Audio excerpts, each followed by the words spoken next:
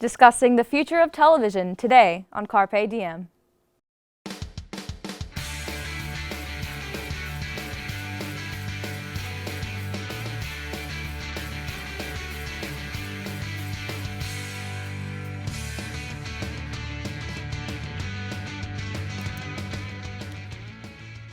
Welcome to Carpe Diem. I'm your host, Madison Glassman. Television has come a long way in the last 90 years. The equipment has gotten better, the picture is clear, and microphones have never sounded better. But it's not just the equipment that has changed. The way we watch TV has changed as well. Television plays a huge role in our lives. The medium has come a long way from bulky black and white cameras and film. These days, people watch television differently than they used to. I do have cable at my house, but I do not watch it. I usually watch it on my laptop, depending on what I want to watch, mostly Netflix or Hulu, and then subscriptions, HBO, Showtime, anything that particular show that I'm watching, I just go on the website. I usually watch TV on my computer. I watch a lot of Netflix or Hulu. Lots of people are cutting the cord in favor of subscription-based streaming services. Pew Research reports an increasing number of homes without cable or satellite television, and the trend is particularly common among younger adults. In terms of news, online sources have even begun to rival television among older demographics. Websites like YouTube offer amateur as well as professionally made content that is similar to television, but for free. For news and sports, however, traditional television is still popular.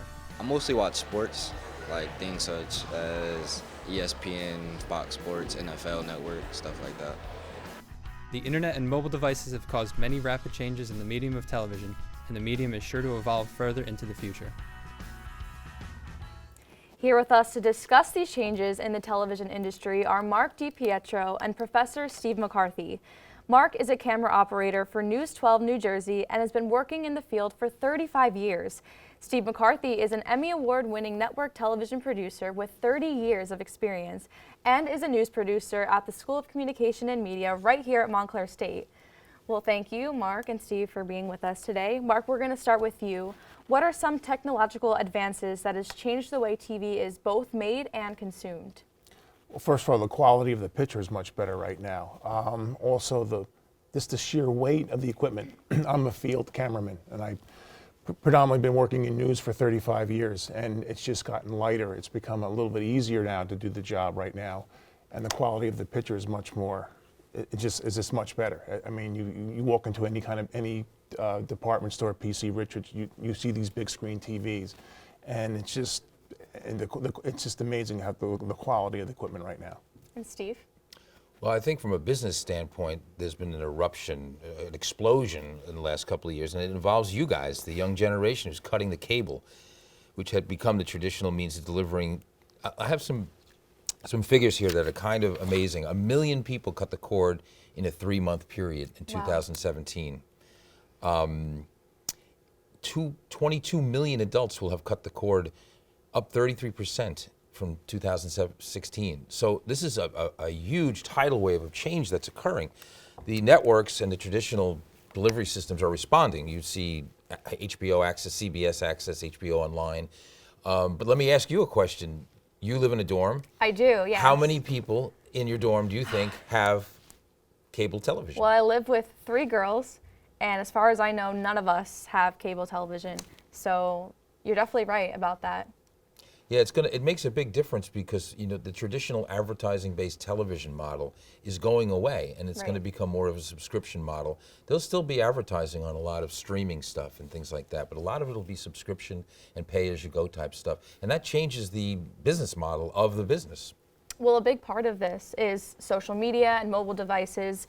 So how do you think these mobile devices and the internet are changing television as a whole? Oh, dramatically. I mean, we talk about cutting the cord. TV is not going away. It's the matter of how people are going to be getting it. Right. And now, it used to be, if you wanted to watch a particular program, if you had a favorite program, you had to make sure that you got yourself home at a particular time on a particular night to watch that show. That's not the case anymore. People can now watch on demand There's no water cooler discussions the next morning about, gee, did you watch that show last night? Because now people are watching it at different times during the course of the week or the course of the month. People are just, how many times did you just DVR a program and not get to it for a few weeks? And that's just it. And producers and networks and people who create content have to now deal with that people are not watching at certain times anymore. It's completely random. And Steve, from a producer standpoint, how do you feel about the internet and mobile devices changing TV? Well, I think for young people, there's going to be a lot of opportunity coming up to produce your own things. Back in the Stone Age when I started, you had to have a lot of capital to produce television. Now, you can buy a camera for $5,000 or $6,000 and an editing system and start making content, as many of our students are doing. Two of my students are now involved in a documentary project that's probably going to go to one of the big channels right now. And they just started out with small cameras and things. So that kind of change is good. The other thing is corporations now are having to change the way they communicate with people. And a lot of it's done on social media. That means an opportunity to do storytelling for them. Whether it's a foundation, a corporation, a charity, whatever. So students, I think, are going to have a explosion of business happening right now, but it's not going to be traditional. It's not going to be commercial television like we knew it. It's going to be different. It's going to be social media. It's going to be corporate communications. It's going to be a whole bunch of different things. Now, Mark, let me ask you. You're someone who has seen this change. You saw the old way. Now you're seeing the new way that things are being done. How's your own personal viewing habits changed? Well, from a standpoint, I actually watch less TV now than I did before I got into the business. What got me into this field was I had a love of TV. I was kind of a shy kid. I kind of escaped and watched TV all the time. Once I got into it, I became busy and consumed, and I don't even get to watch that much anymore. But now it is nice to be able to see things on demand, that you don't have to rush home anymore. I'm kind of a news junkie. I've always been interested in news and what's going around. There are a multitude of 24-hour outlets now. You can get news on demand now just by turning on your TV at any hour of the day. Back when I was your age in college, CNN was just starting out at that point, and it was the only game in town on a 24-hour news basis. So in that regard, the industry has changed tremendously. Steve? Well, I think journalism-wise, this has been a huge change that has occurred during the time that I worked there. When I began working, the networks were king. I worked on a show called Night Watch, an overnight show. We got 2-3 million viewers at the time. That was seen as a minuscule audience. Now, a cable channel, news channel, would kill for that audience. So everything has changed in the numbers, but more importantly, the politics in the country has changed because of this, of how things are being communicated. It's not being controlled by an elite, for better or worse. My feeling is that 30 years ago, 5 old white guys from Harvard controlled what the nation consumed. They were the president of CBS, NBC, ABC, the editor of the New York Times and the Washington Post. Now it's been democratized incredibly. So part of that is the way that television has changed. Cable has just blown up everything. Now the streaming services have blown it up even more. So what happens when facts aren't really paid attention to because people want eyeballs? Well, I think we're seeing that right now. Right.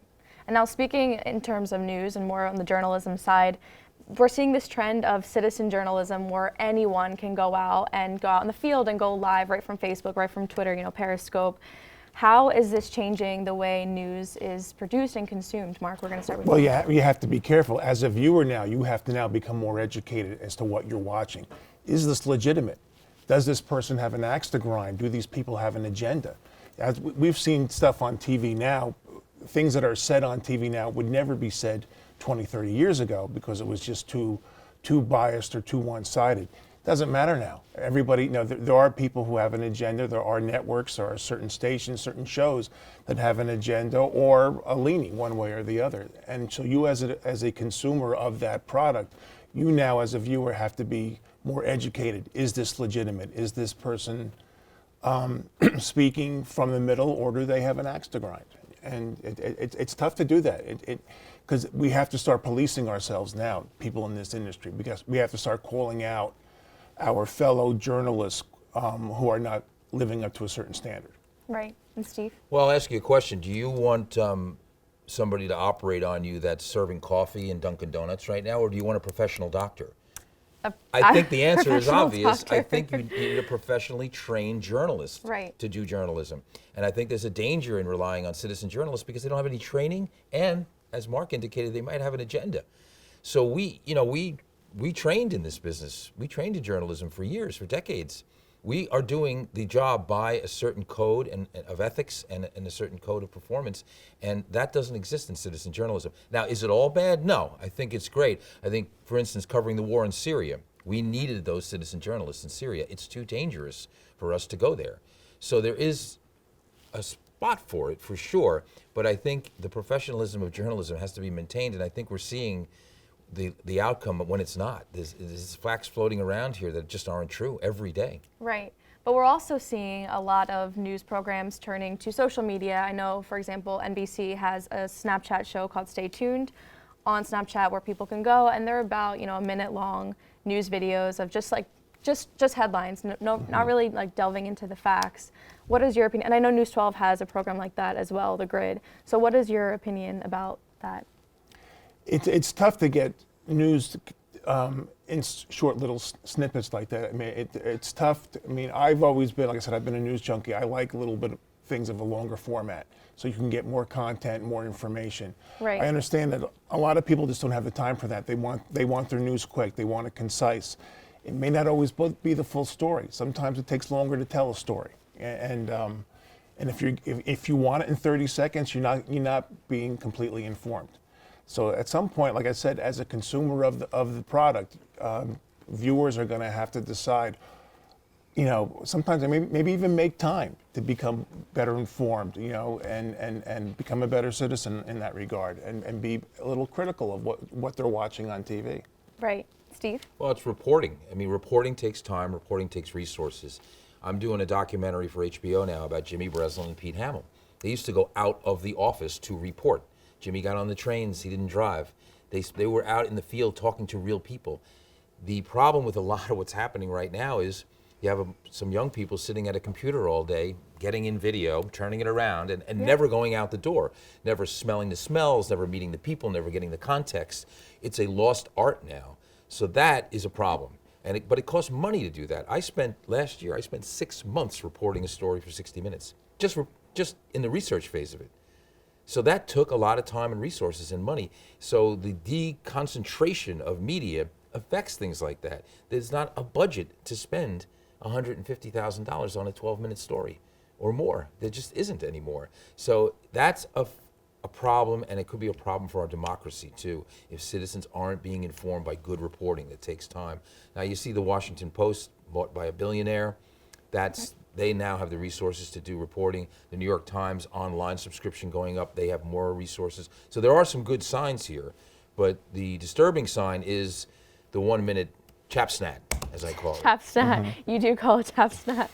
So I know we talked a lot about time and how younger people nowadays don't really have the time to sit down and watch these fully fleshed programs. So we're seeing this trend of binge watching, and I know I do that a lot, especially with my Netflix shows.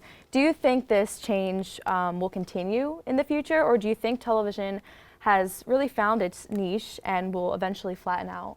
Mark, we'll start with you. I don't know if binge watching is that. Do people even watch TV anymore as a group, other than the occasional sporting thing? There used to be a time when family would sit around and watch a news show, or not a news show, just a regular a sitcom or a drama or whatever. I don't get the sense that people do that anymore. I think people watch on their own schedule.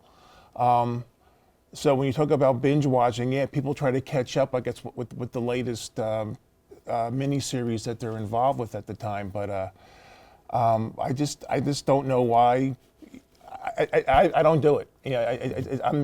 Maybe I'm old school that way, but I still run and try to catch the program on a certain time. I don't have the time to binge watch and watch a show for half a day. I just don't have that kind of time, and I'm amazed that some people still have the ability to do that. I am as well. I find it hard to do that too. I think Mark brings up an interesting point about the community that used to exist. That network television used to be sort of the national community, or in New York, local television would be sort of a community that people would watch together, they would talk together. We've kind of lost that.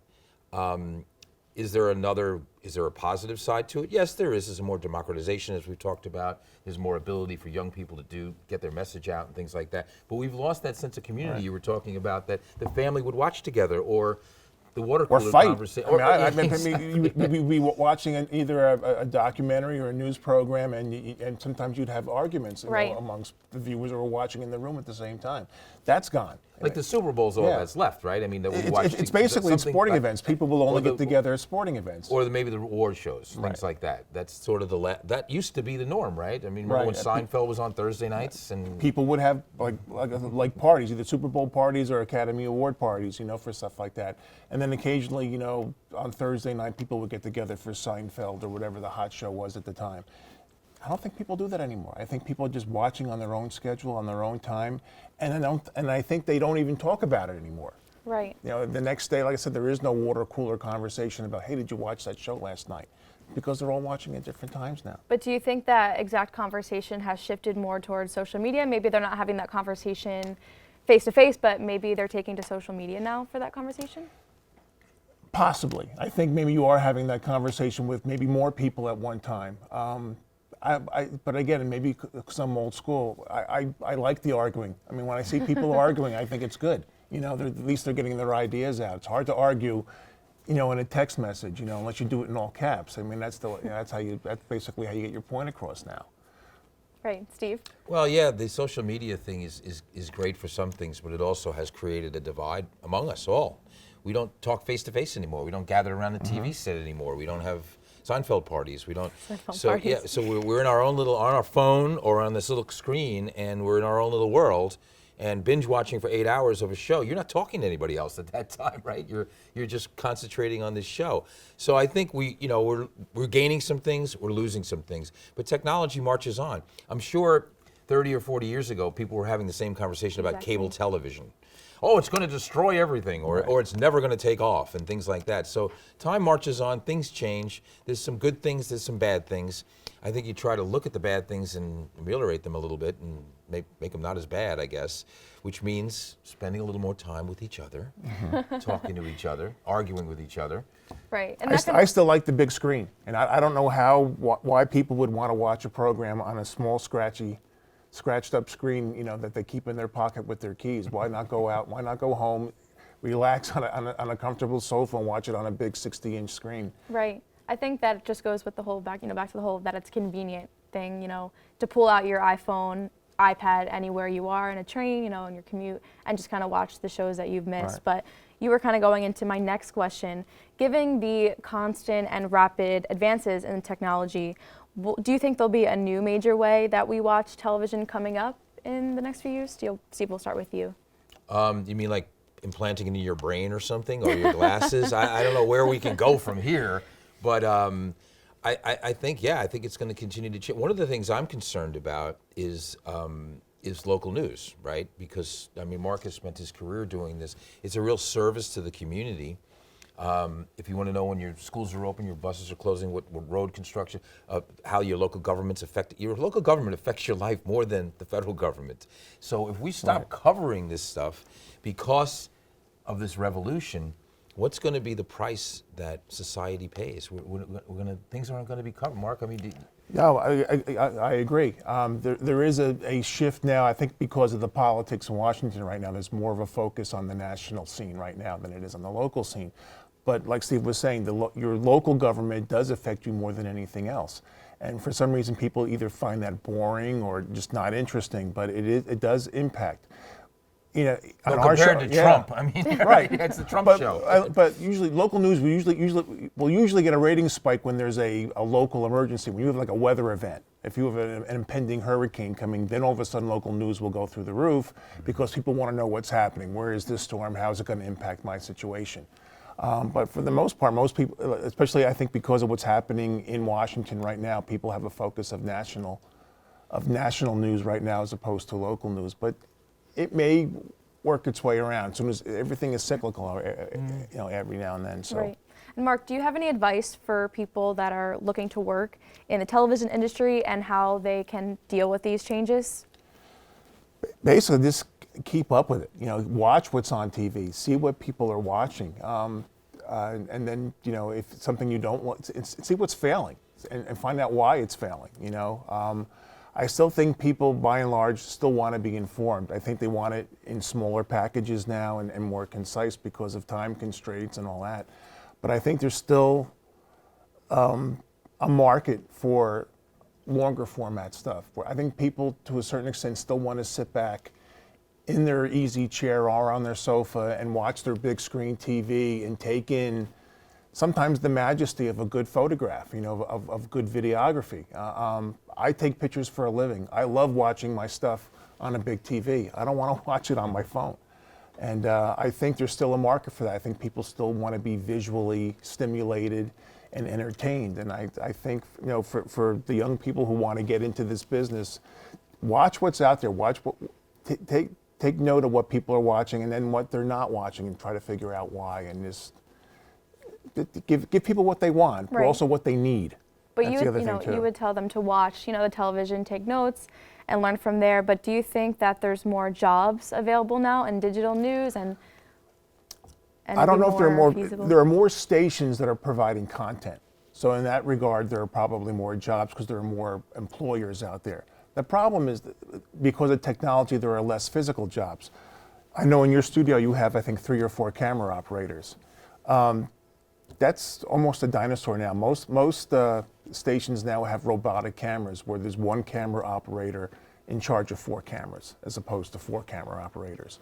A lot of places don't even have a floor manager anymore. So in that regard, because of technology, because things have gotten smaller, when I first started out in news, there were 2-man news crews. Now there are 1-man news crews, except for on the network level. There are less bodies in the hallway now. There are less bodies in the break room because of technology. So in that regard, we've lost jobs, but then again, we have more